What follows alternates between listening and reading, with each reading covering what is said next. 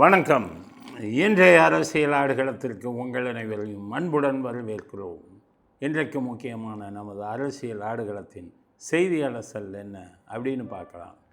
முதல் செய்தி, மொழி. தமிழ் மொழி ஒரு சர்ச்சைக்குரிய ஒரு பிரச்சனையை தாவேகா மந்திரி மரியன் வில்சன் அப்படிங்கிறவர் சொல்லியிருக்கார். அது ஒரு பெரிய பிரச்சனை ஆயிடுச்சு. எப்படின்னா, முதல்ல பார்த்துக்கங்க, நம்ம இனத்தால் தமிழன். ஜாதிங்கிறது வேறு, மதம்ங்கிறது வேறு. ஜாதி கல்யாணம் பண்ணிக்கிறது, சொந்த பிரச்சனைகள், குடும்ப விஷயம், அதுக்கு தான் ஜாதி மதம். கோயிலுக்கு போகிறோம், இது போகிறோம், அது மட்டும்தான்.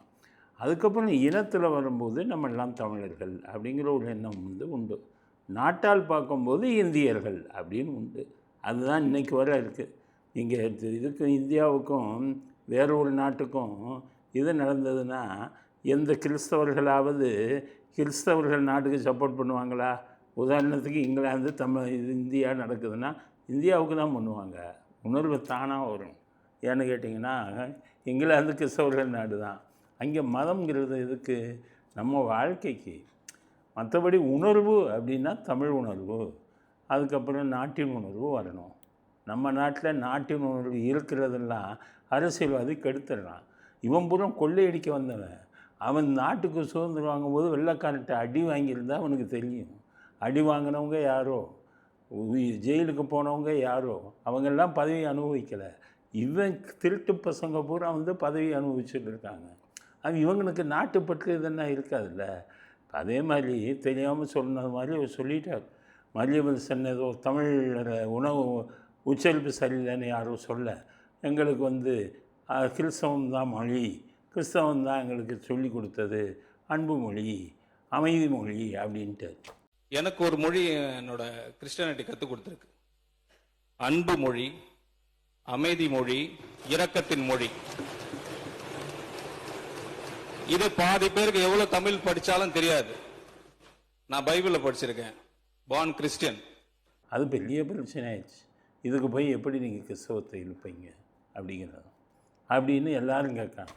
கேட்டோன்னா அவர் மன்னிச்சுக்கோங்க, நான் அப்படி சொல்லலை, நான் பிறந்தது தமிழ்நாட்டில், என்னை தத்து எடுத்தது ஆர்கே நகர், அதனால் நம்ம இனத்தால் தமிழன் தான், என்னை மன்னிச்சுக்கோங்கன்னு இருக்கார். அதனால் இப்போ இதை கூட எஃப்சிஆர்ஏ பில்லு கூட வருது.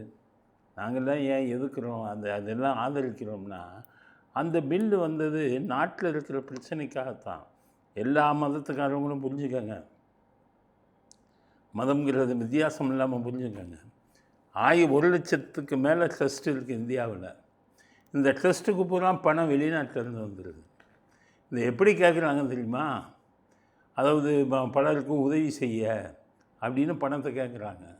வெளிநாட்டில் இருக்கிறவங்க ஏழைகளுக்கு உதவி செய்யலான்னு பணத்தை கொடுக்குறான். அது வேறு பர்பஸுக்கு இவங்க யூஸ் பண்ணுறாங்க. பாதியை இவங்க எடுத்துக்கிட்டு பாதி அந்த இதுக்கு யூஸ் பண்ணுறாங்க. என்ஜிஓன்னு வச்சுருக்கிற நிறைய பேரில் ஃப்ராடு இருக்கான். அவ்வளவு பணத்தையும் வெளிநாட்டிலேருந்து வாங்கி ஒழுங்கான வகையில் உபயோகிக்கிறது இல்லை. அதே மாதிரி இன்னும் சில பேர் வாங்கிட்டு அதை மத மாற்றத்துக்கு உபயோகிக்கிறாங்க. மதம் மாறுவது தப்பு இல்லை, மாறலாம். இப்போ இந்துவாக இருந்தார், திலீப்பாக இருந்தவர் ரஹ்மான் ஆனார். எவனுமே இது இல்லை. குத்துச்சண்டை வீரர் பார்த்தீங்கன்னா கிளே அப்படின்னு ஒரு பேர். கிளே முகமது அலின்னு அப்புறம் குத்துச்சண்டை வீரர் மாறினார்.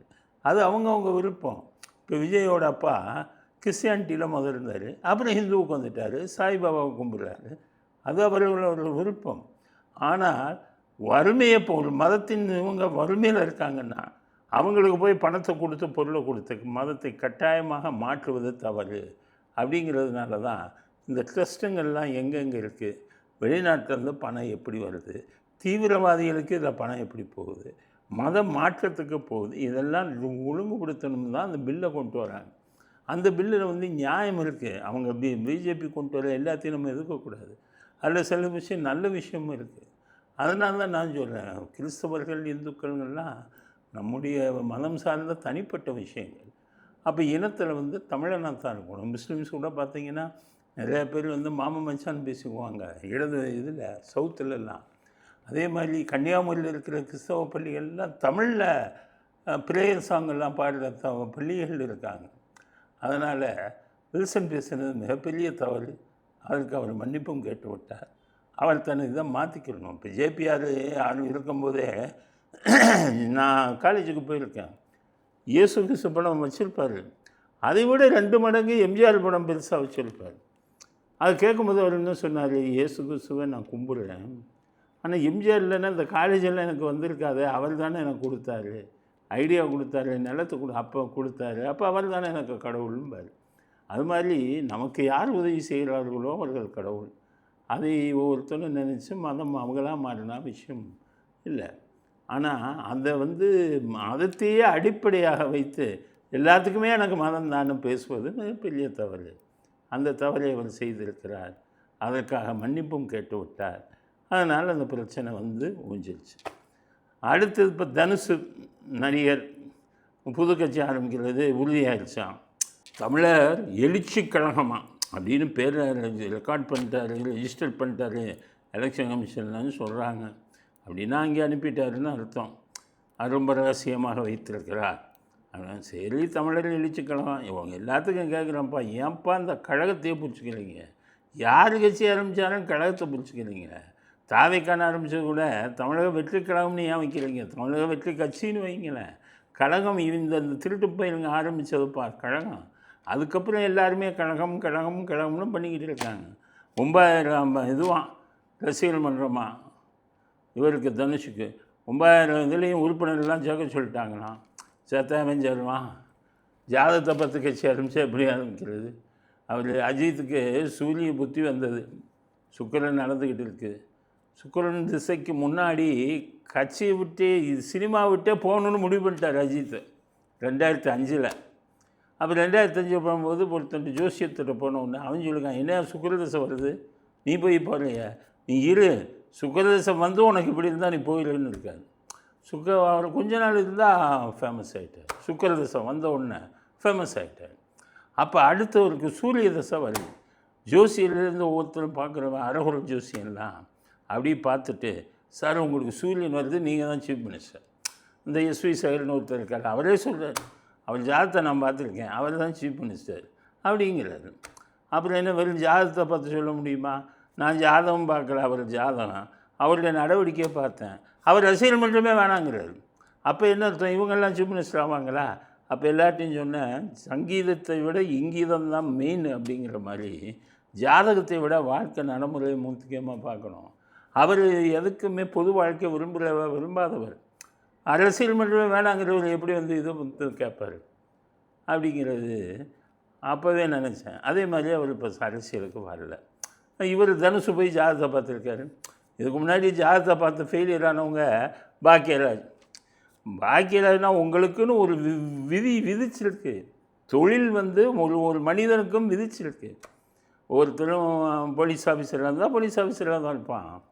ஜாதகம் அப்படி. அது டாக்டராக இருந்தால் டாக்டராக இருப்பாங்க. ஜாதகம் அப்படி.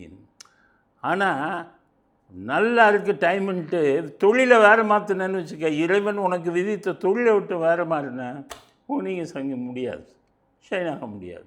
பாக்கியராஜுக்கு பார்த்தாங்க, சுக்கிரதசை சூப்பராக இருந்தது. சார் நீங்கள் சூப்பராக இருக்குது சார் சுக்கிரதசை, கட்சி ஆரம்பிங்கன்னாங்க.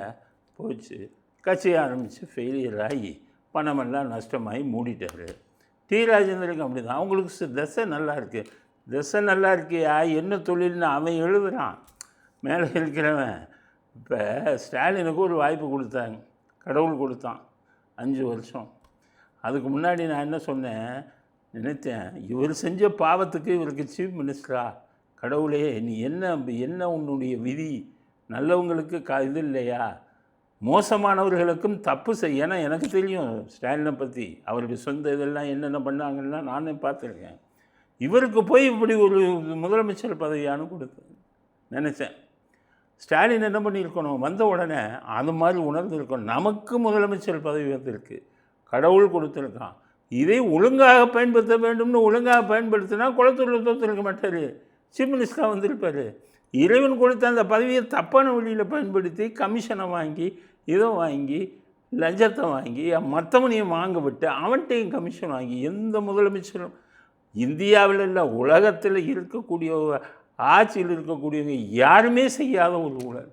அதை மற்றவங்கெல்லாம் எப்படின்னா மந்திரி பண்ணால் கண்டிப்பாங்க, பண்ணாதம்பாங்க. தான் வாங்குறது இது பண்ண, இவர் தானும் வாங்குறது, மந்திரியும் வாங்குறது, மந்திரிட்டிருந்து கமிஷன் வாங்குறது. இறைவன் கொடுத்த அந்த 5 வருட பதவியை தவறாக பயன்படுத்தினார். சினிமாக்காரங்களுக்கெல்லாம் சொல்கிறேன், ஜாதகத்தை பார்த்துட்டு அரசியலுக்கு வராதிங்க, அட்ரஸ் இல்லாமல் போயிடுவீங்க. உங்களுக்குன்னு இறைவன் விதித்திருக்கான், அது மறுமுறைக்கு இது பண்ணுங்கள். நீங்களாக அமைச்சு பண்ணிட்டாங்களாதானே நினைக்காதீங்க. ஆனால் தனுஷை பொறுத்தவரை நான் என்ன சொல்கிறேன், இந்த திமுகவுக்கு மாற்றாக ஒரு எதிர்க்கட்சியாக உருவானீங்கன்னா நல்லது. இறைவன் விஜய்க்கு தான் இந்த வாய்ப்பை கொடுத்துருக்கான். அவரும் முதலமைச்சர் ஆகிட்டார், நல்லதும் செஞ்சுக்கிட்டு இருக்காரு. ஒரு சிலது நான் அப்பப்போ பேசுகிறேன், அவங்க செய்கிற கெட்ட விஷயங்கள் அதெல்லாம் பேசுகிறேன். பெரும்பாலும் நல்லது செய்கிறாங்க. அதனால் நாட்டிற்கு நல்லது செய்யணுங்கிற எண்ணம் வேண்டும். தனுஷ் ஜாதகத்தை பார்த்துட்டெல்லாம் வராதிங்க. நீங்கள் வந்தால் வரவேற்கிறோம். திமுக மாதிரி கட்சிகளை துரத்தி விட்டுட்டு அழித்து விட்டு ஒரு எதிர்க்கட்சியாக உருவாகுங்கள்.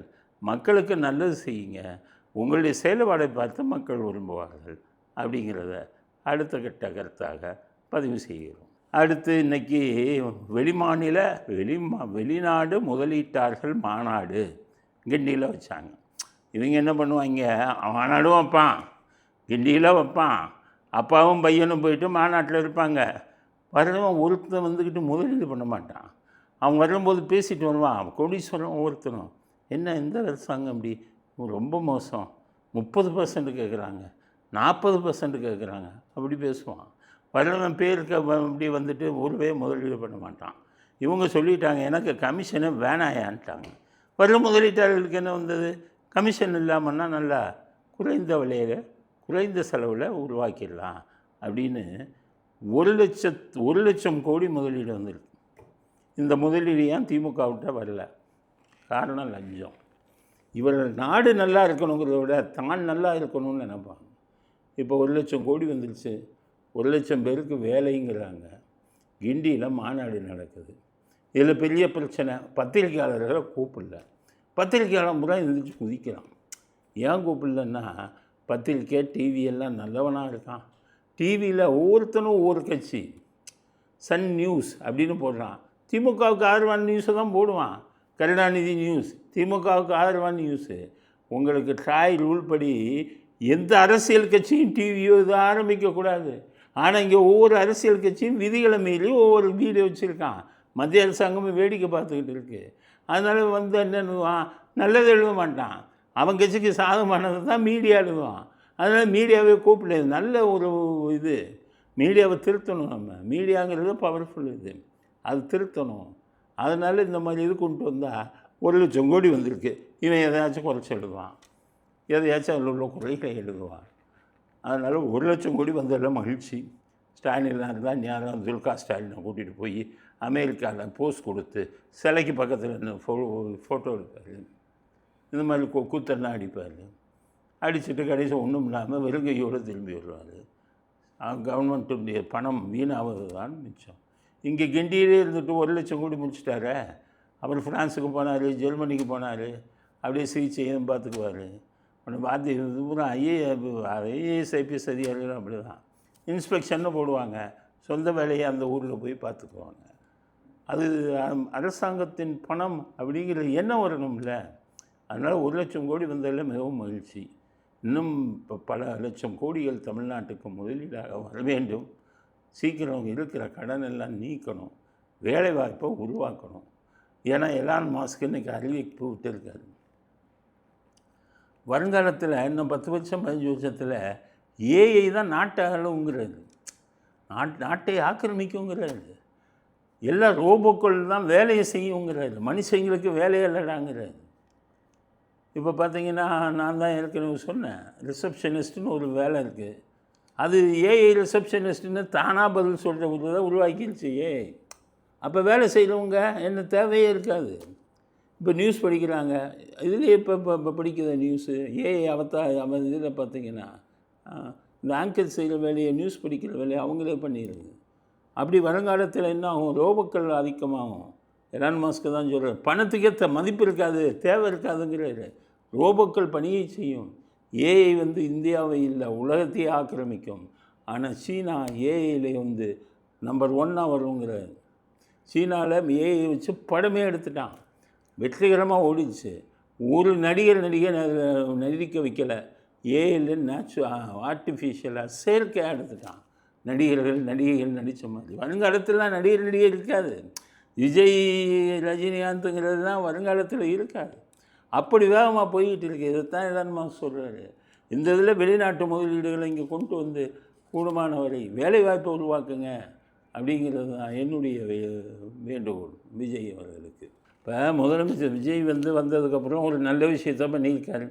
ஒரு மரியாதைக்கு அந்த சட்டசபைக்குள்ளே வந்தோடனே எல்லோரும் என்ன பண்ணுவாங்க, அப்படி வந்து சீட்டில் எல்லாத்தையும் கும்பிட்டுட்டு அப்படின்னு உட்காருவாங்க. இவர் அப்படி இல்லை, அந்த பக்கம்லாம் போய் ஒவ்வொரு ரோவாக கும்பிட்றாரு. ஒவ்வொரு வரிசையில் இருக்கிறவங்கெல்லாம் அப்படியே கும்பிட்றாரு. கழுதைக்கு தெரியுமா கற்பூர வாசனைன்னு அந்த உதயநிதிக்கு இதெல்லாம் எப்படி தெரியும்? ஒரு மரியாதை என்ன இது கும்பிட்டாங்கன்னா திரும்பி கும்பிடும். உங்கள் குடும்பத்துக்கே அந்த பழக்கம் வராத. நான் எப்போவுமே தாக்கி சொல்கிறேன்னு இல்லை, கருணாநிதியை சீஃப் மினிஸ்டராக இருக்கும்போது ஐபிஎஸ் ஆஃபீஸர்லாம் பார்க்க போவாங்க, யூனிஃபார்மெல்லாம் போட்டு போய் விஷ் பண்ணுவாங்க. அப்படிம்பாரு இருந்தது என்னையா அப்படிம்பாரு. ஒரு மரியாதைங்கிறதே இருக்காது. ஸ்டாலின்லாம் நான் கண்ணால் பார்த்துருக்கேன். முன்னாடி சின்னதில் இருக்கும்போது, மேயராக இருக்கும்போதெல்லாம் பார்த்தம்போது அப்படி யாராச்சும் அப்படின்னு விஷ் பண்ணாங்கன்னா பெரிய ஆளுங்களாக இருந்தால் தான் திரும்பி இது பண்ணுவார். சாதாரண ஆளுங்க இதெல்லாம் தெரியாதவங்களுக்குலாம் அவங்க கும்பிட்டாலும் திரும்பி கும்பிட மாட்டார். இந்த ஓபிஎஸ் பார்த்திங்கன்னா யாரை கும்பிட்டாலும் கையெழுத்து கும்பிடுவார். ஏன்னா எளிமையான குடும்பத்திலேருந்து வந்தவங்க. இது ஒன்றும் அட்ரஸ் இல்லாத குடும்பத்திலேருந்து வந்தவங்க. மரியாதைங்கிறதே தெரியாது. ஒரு முதலமைச்சர் ஒவ்வொரு வரிசையாக கும்பிட்றாரு. அட்லீஸ்ட்டு எந்திரிச்சின்னு கும்பிட்றாங்க எல்லாரும். நீங்கள் எந்திரிக்க வேணாம், நின்று உட்காந்துக்கிட்டே கும்பிடலாம்ல. அப்படி லாடு மாதிரி இப்படி மேலே வச்சுக்கிட்டு அவருக்கு ரெஜெண்ட்டில் விஜய் படங்கள் ரிலீஸ் ஆகும்போது 2 பேத்துக்கு தயாராகலாம் தூக்கி போடு. நீ ஒன்றும் விட்டுட்டு ரெஜெண்ட்டுக்கு போங்க, இல்லைன்னா விட்டுட்டு இங்கே வாங்க எதிர்கட்சி தலைவரா. அப்படி இவரும் கேஎன்ஆர் ஒரு இவர் எப்படியா வந்தீங்க, இப்படி இருந்தீங்க, அதெல்லாம் இப்போ யோசித்து பார்க்க வேணாமா? கேஎன்ஆர்வெல்லாம் எத்தனை கேஸ் இருக்குது, அரெஸ்ட் பண்ணி உள்ளே போடுங்க. இப்படி ஒரு மரியாதை தெரியாத ஆளுகளுக்கெல்லாம் நாட்டில் தேவையில்லை. கோடிக்கணக்கிலையும் கொள்ளையடிச்சுக்குவாங்க. இந்த வீரபாண்டியன்னு ஒரு சுப வீரபாண்டியன் அவர் என்ன சொல்கிறாரு, ஜெயிலுக்கு கூட போகாமல், போராட்டம் கூட நடத்தாமல், ஆட்சியை பிடிக்கிற ஒரு கேவலமான நிலைமை தமிழ்நாட்டில் இருக்கான். கேவலமான நிலைமை இல்லை, தமிழ்நாட்டில் நல்ல நிலைமை இருக்குது. ஜெயிலுக்கு போகிறவன், போராட்டத்தில் கலந்துக்கிறவங்களாம் நாட்டை கொள்ளையடிக்கிறானே. சிஎம்ஐ நீ மந்திரியா, நீ ஜெயிலுக்கு போவீங்க, அங்கே போய் போராட்டம் நடத்துவீங்க, அதுதான் குவாலிஃபிகேஷனா? மக்களுக்கு நல்லது செய்கிறது தான் குவாலிஃபிகேஷன். லஞ்சம் வாங்காமல் இருப்பது தான் குவாலிஃபிகேஷன். அது உங்கள்கிட்ட இருக்கா? நாட்டையே கொள்ளையடிப்பீங்க. கேட்டால் நான் சிறைக்கு போனேன், இதை போனேன், அது என்னையா குவாலிஃபிகேஷன்? சுதந்திரத்துக்காக எத்தனையோ பேர் சிறைக்கு போனான், எவனும் 1 பைசா சம்பாதிச்சானா? நீ இங்கே வந்துக்கிட்டு லோக்கல் இதுக்காக சுயநலத்துக்காக அப்படி காலையில் போயிட்டு சாயங்காலம் வந்துடுறது. கேட்டால் ஒரு குவாலிஃபிகேஷனு, அதுக்கு இது பண்ணிவிட்டு எங்களுக்கு இது வந்துடுச்சு அப்படின்னு பேசுகிறது. அதனால தான் அது சொல்கிறேன். மரியாதை தெரியாத ஆளுங்க உதயநிதி, நேரு, அவர்களுக்கெல்லாம் வணக்கம் வைக்காதீங்க. அவங்க இருக்கிற பக்கமே போகாதீங்கிறது தான் விஜய்க்கு நாங்கள் கேட்டுக்கொள்ளக்கூடிய விஷயம். தமிழ்நாட்டிலிருந்து பிரதமர் உருவாக்கப்பட வேண்டும் அப்படின்னு ஆதவர்ஜுன் சட்டசபையில் பேசுகிறார்.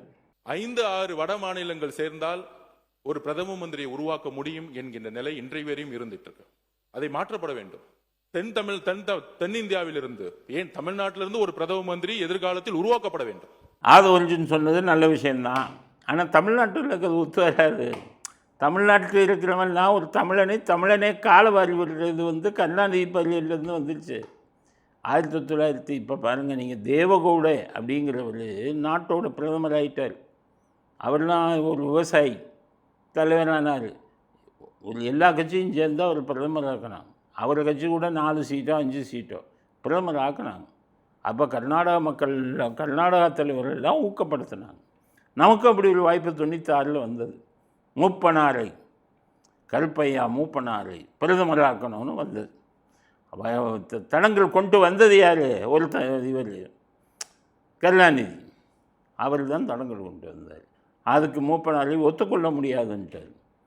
ஏன்னு கேட்டிங்கன்னா, தான் வரணும், இல்லைன்னு தான் வர முடியாது, குவாலிஃபிகேஷன் இல்லை, ஒன்றும் தெரியாது, தமிழை தவிர எதுவும் பேச தெரியாது, ஆங்கிலமும் தெரியாது, ஹிந்தியும் தெரியாது, எங்கிட்ட தேவகவுடன் நல்லா இங்கிலீஷ் பேசுவார், இவருக்கு இங்கிலீஷும் தெரியாது. ஸ்டாலின் மாதிரி டெவலப்மெண்ட்டும் மாதிரி. அந்த உதயநிதி வந்து ஒரு ஓட்ட இங்கிலீஷ் மாதிரி பேசுவார். அந்த குடும்பமே அப்படி தான். அந்த குடும்பத்திலே அதிகம் படித்தது இன்பநிதின்னு சொல்லிக்கிறாங்க, அதுவும் போலிடெயிலி. அதனால் இவர் என்ன பண்ணார், மூப்பனாரை எப்படி பிரதமர் ஆக விடக்கூடாதுன்னு அன்னைக்கு மூப்பனாரை பிரதமர் ஆக விடாமல் தடுத்தது கருணாநிதி. அதுக்கடுத்தது யார், அப்துல் கலாம் 5 வருஷம் ஜனாதிபதியாக இருந்தார். வாஜ்பாய் தான் அவர் ஜனாதிபதி ஆக்கினார். அணுகுண்டு கண்டுபிடிச்சது கொண்டு வந்தார் இல்லையா இந்தியாவுக்கு, அதனால் அவருக்கு மரியாதை கொடுக்கணும்னு ஜனாதிபதி ஆக்கினார். அடுத்த 5 வருஷம் வந்தது. அடுத்த தடவையும் அவர் அப்துல் கலாம் ஆக்கலானாங்க. அவர் தமிழர்னு பார்க்காம கெடுதல் பண்ணது கருணாநிதி. அப்போ ஒரு தமிழரை பிரதமராக விடாமல் கெடுத்தவரும் கருணாநிதி, ஒரு ஜனாதிபதியை பிரதமராக விடாமல் கெடுத்தது கருணாநிதி. இப்போ கூட அதுக்குள்ளான வாய்ப்புகள் வந்தால் அதை நம்ம தமிழர்களே கெடுத்துடுவாங்க. விஜயை பிரதமராக்கணும்னு அதோட பிரதமராகிறது சாதாரண விஷயம் இல்லை. வட இந்திய மாநிலங்கள்லாம் இது வேணும், செல்வாக்கு வேணும்.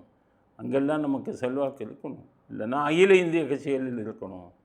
அப்படி இருந்தால்தான் ஒரு தமிழன் பிரதமராக வேண்டிய சூழ்நிலை வரும்.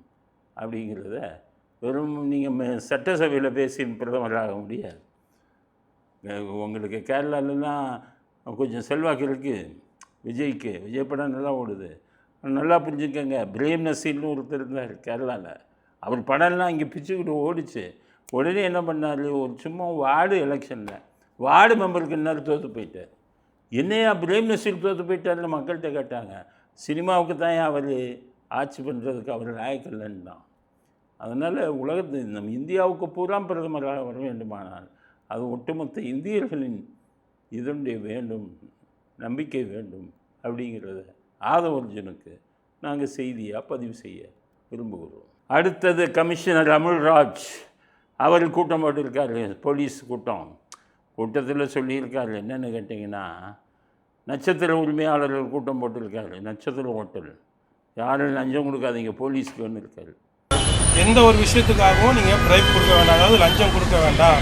எந்த அதிகாரிகள் நேரடியாக உங்களுக்கு கான்ஸ்டேபிளாக இருக்கட்டும், இன்ஸ்பெக்டராக இருக்கட்டும், எந்த ஒரு அதிகாரியும் வந்து உங்கள்கிட்ட நேரடியாக லஞ்சம் கேட்டால் அதை நல்ல சான்றோட எப்படி இருக்கிற சிசிடிவி ப்ரூஃபோடு நீங்கள் தாராளமாக தரலாம் அப்படின்னு சொல்லி அவர் சொன்னது எங்களுக்கு ஒரு பெரிய ஆச்சரியம். போலீஸுக்கு கூட்டம் போட்டு என்ன சொல்லியிருக்காரு, யோ நமக்கு ஃபுல் ஃப்ரீடம் கொடுத்துட்டாரு, கட்சிக்காரன் எவனுமே உள்ளே வரமாட்டான், துண்டு போட்டு வரமாட்டான். இது எம்ஜிஆர் பண்ணது, விஜயும் கரெக்டாக பண்ணுறாரு. 1977 எம்ஜிஆர் இப்படி தான் பண்ணார்.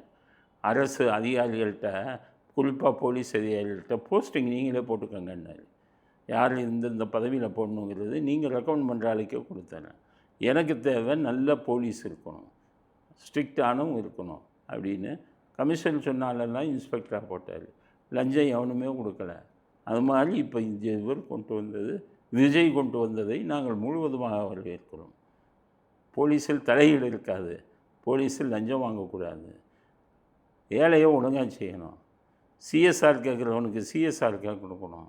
எஃப்ஐஆர் கேட்குறவனுக்கு அடிப்படை ஆதாரம் இருந்தால் எஃப்ஐஆர் போடணும். ஒரு எஃப்ஐஆர் போடுறதுக்கு பணம் கேட்குறாங்களே, சங்கர் படத்தில் சொல்கிற மாதிரி வெளிநாட்டு லஞ்சத்துக்கும் நம்ம லஞ்சத்துக்கும் என்ன வித்தியாசம் அப்படின்னு கேட்கும்போது அவர் ஒரு படத்தில் சொல்லுவார், வெளிநாட்டிலே கடமையை மீறுவதற்கு தான் லஞ்சம், அதாவது கடமையை மாற்றி செய்கிறதுக்கு. ஆனால் இங்கே கடமையை செய்வதற்கே லஞ்சம். சிஎஸ்ஆர் போடுறதுனா பணம், எஃப்ஐஆர் போடுறதுனா பணம், இதுதான் கடமையை செய்வதற்கு லஞ்சம். இந்த கடமையை செய்வதற்கான லஞ்சம்ங்கிறது இருக்கக்கூடாது, அது மிக மோசமானது.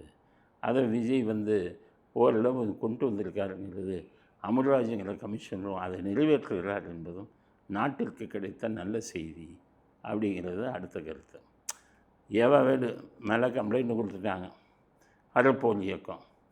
ஏவாவேலு பையன் பேரில் 24 ஏக்கர் மிரட்டி கொஞ்ச இதில் கொடுத்து வாங்கியிருக்காங்க. ஏதோ திமுக மாநாடு போடுறதுக்கு இதில் இருந்தெல்லாம் மண்ணள்ளி அதுலேயும் ஊழல் பண்ணியிருக்காங்க. எழுத்து மூலமாக கொடுத்துட்டாரு. ஏவாவேலு உடனே கைது பண்ணலாம். ஏவாவேலு அதை பற்றி கண்டுக்கிறதே இல்லை. அவர் என்னென்னு கேட்டிங்கன்னா எல்லாத்தையும் பணத்தை கொடுத்து பண்ணிடலாம் அப்படின்ட்டு இன்றைக்கி இதில் பேசியிருக்காரு. நீங்கள் இந்த லைவ் போடுறீங்க சட்டசபையை பற்றி, நாங்களும் அப்பப்போ போடுவோம். லைவ் போட்டதில்லை, எங்களுக்கு ஏற்ற மாதிரி போடுவோம். இப்போ நீங்கள் லைவ் போடுறது ரொம்ப கஷ்டமாக இருக்குது, அதனால் லைவை மாற்றுங்க அப்படின்னு அங்கே பேசியிருக்கேன். ஒரு காலத்தில் சட்டமன்றத்தில் நாங்கள் என்ன பேசணும்னு சொன்ன காலம் என்பது மாறிடுச்சு. இப்போ கேட்டால் லைவ் நாங்கள் நேராக பார்த்துட்டோம். அதாவது இவங்க கதை அந்த கதையெல்லாம் இதில் போகுதுல வண்டவாளம், அதெல்லாம் வேணாங்கிறது சொல்லிட்டணும்னு சொல்கிறாரு. என்னப்பா அங்கே பேசுகிறதெல்லாம் எடுத்து லீலாக போட்டுடுறாங்க. நான் என்னென்னலாம் சட்டசபையில் நேற்று பேசணும்னோ அதெல்லாம் நம்ம ஆளுங்க கட் பண்ணி அழகாக ரீலில் போட்டோம், வாட்ஸ்அப்பில் போட்டோம், ஃபேஸ்புக்கில் போட்டோம், இன்ஸ்டாகிராமில் போட்டோம். நான் நினச்சேன் இப்போ சட்டத்தை போட்டு வெளியே வரோம், எப்படி இவனுக்கு தெரியுதுன்னா வண்டியில் வந்து சொன்னார் ஒரு நண்பர், நம்ம சட்டமன்ற உறுப்பினர், அண்ணா எல்லாம் லைவில் போயின்னு இருக்குது, நம்மளால் கட் பண்ணி போட்டபடியே இருக்கிறான்னா. லீடராக யார் போட்டது லைவ்னா எல்லாருக்கும் தெரியுது. அது தாவே ஐடி டீம் பார்க்குறான். அதில் நீங்கள் என்னென்ன தப்பு பண்ணுறீங்களோ அதை போய் டியூப் லீலாக போட்டுறான். லீல் போடுறான்னு தெரியுதுல்ல, ஒழுங்காக இருங்க. நீங்கள் ஒழுங்காக இருந்தால் ஏன் லீல் போடுறாங்க? நீங்கள் எதுவும் தப்பு பண்ணுறதோ லீலாக போட்டுடுறான். அதுக்கு வந்தது தானே லைவு. அந்த காலத்துலலாம் கேமராவே இல்லை. எம்ஜிஆர் காலத்தில் உங்கள் காலத்துலலாம் கேமரா இல்லை. இருந்தால் கருணாநிதி பண்ண நட்டுழியமாக வந்திருக்குமே நேரா. கருணாநிதி சட்டசபையில் உட்காந்துருக்க மாட்டார். ஆனால் அவர் விவரமாக செய்வார். அவர் செய்ய மாட்டார், மற்றவங்கள தூண்டி விடுவார். ஆனால் இப்போ இவங்களில் உதயநிதியெல்லாம் பேச முடியலை. ஏன்னா அவருக்கு எழுதி கொடுத்தா தானே பேச்சு வரும். சட்டசபை பற்றி பேசுனா ஒரு நாளில் பேசு அப்படின்னா எழுதி கொடுக்குறவன் அவன் விவரம் இல்லாமல் எழுதி, அதனால் பேசுகிறதில்ல. லைவ் வேறு காமிக்கிறாங்க. இது அவரால் இன்ஸ்டாகிராம் பார்க்காம இருக்க முடியுதில்ல, நடிகைகளுக்கு லைக் போடாமல் இருக்க முடியுதில்ல. அதனால் அவர் டைப்பே தனி. இப்போ பாருங்கள், விஜய் வந்து இப்படி கும்பிடுறாரு, அப்படி திரும்பிக்கிறாரு. அதே இது ஒரு சினிமா நடிகையாக இருந்தால் எந்திரிச்சு நிற்பார்.